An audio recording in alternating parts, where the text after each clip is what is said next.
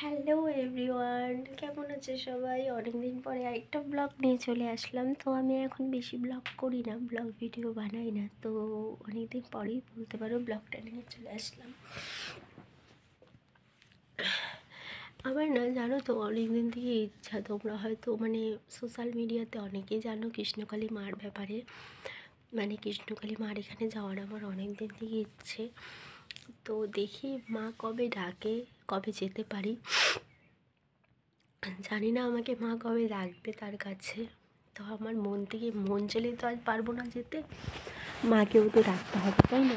তো আমি আমার হাজব্যান্ডকে তোমাদের দাদাভাইকে অনেক দিন থেকে বলছি আমাকে কৃষ্ণকালী মার এখানে নিয়ে যাও, কৃষ্ণকালী মার এখানে নিয়ে যাও।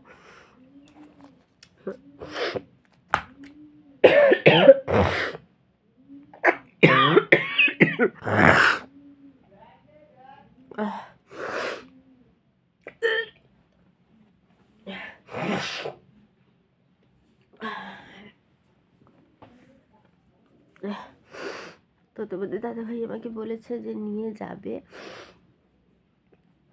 তারও তো সময় হচ্ছে না, তার জন্য আর কি নিতে পারছে না।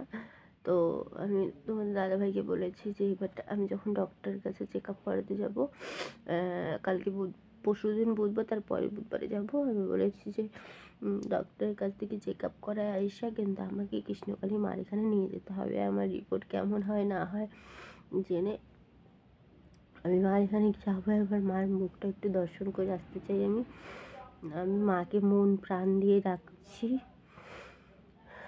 দেখি মা যদি আমাকে চায় তো যেতে পারবো অবশ্যই। তো চলো, ভিডিওটা এতটুকু বলা, ভালো লাগলে অবশ্যই লাইক শেয়ার কমেন্ট করে দেবে। আর ওই সামনে ভিডিওতে কিছু মনে করবে না, আমার একটু ঠান্ডা লেগে গেছে, তার জন্য আমি কথাও বলতে পারছি না এই মুহূর্তে। ঠান্ডা গরম ওয়েদারটা পড়ছে, এর জন্য আর কি এরকম একটু প্রবলেম হচ্ছে। আর আমার একটু খুব তাড়াতাড়ি একটু ঠান্ডা লেগে যায়।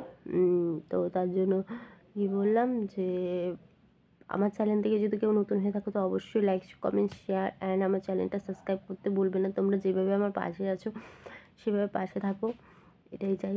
অনেক অনেক ধন্যবাদ তোমাদেরকে আমার পাশে থাকার জন্য। টাটা।